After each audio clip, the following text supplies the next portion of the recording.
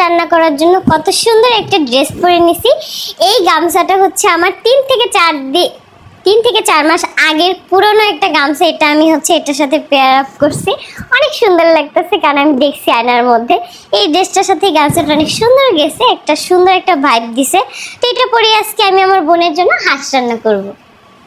পিছে লাগে কাকে বলে, অন্যকে খুঁটা দিয়ে কথা বললে কেমন লাগে, সেটাই এবার আঁকি তার ভিডিওর মাধ্যমে ফুটিয়ে তুললো। হ্যাঁ ভিউয়ার, রিসেন্টলি তিশা কিন্তু বেশ কিছুদিন যাবতীয় আঁকিকে খোঁচা দিয়ে কথা বলছে, তাই তো ভাই আঁকিও আর চুপ নাই। সেও এবার হাজির হয়ে গেল তিশাকে কপি করতে।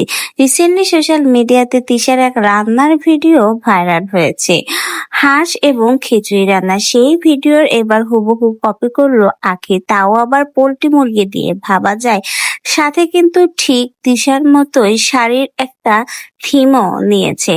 তিশা সেখানে 3-4 বছর পুরনো শাড়ি পরে ভিডিও করছে, আর সেটাকেই কপি করে আঁকি শেষমেশ গামছা পরে ভিডিও করে বুঝিয়ে দিল সব জিনিসে সবাইকে ভালো লাগে না, এবং সব জিনিসে সবাইকে মানায়ও না। তিশা নিজেকে যতটা রূপবান এবং যতটা সুন্দরী মনে করে, আসলে সে তাই নয়।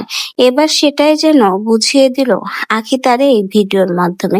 রিসেন্টলি আঁকি একটা ভিডিওতে বড়সড় একটা মুরগি নিয়ে তিশার হাঁসের সাথে তুলনা করলো এবং বলল মনে মনে ভেবে নিতে মুরগি হলো হাঁস। তিশার হাঁসের সাইজটা এতই ছোট ছিল যে সেটা দেখতে মুরগির মতো, তাই তো এবার সেটাই কপি করে আঁকি দেখিয়ে দিল তিশাকে। ভাই 200 দিনের এই রেষারেষি এবং কপি করাকরি মনে হয় কোনোদিনও যাবে না। একজন আরেকজনকে সর্বদাই খোঁচা মেরে টিটকারি করে এবং কপি করে ভিডিও করবে।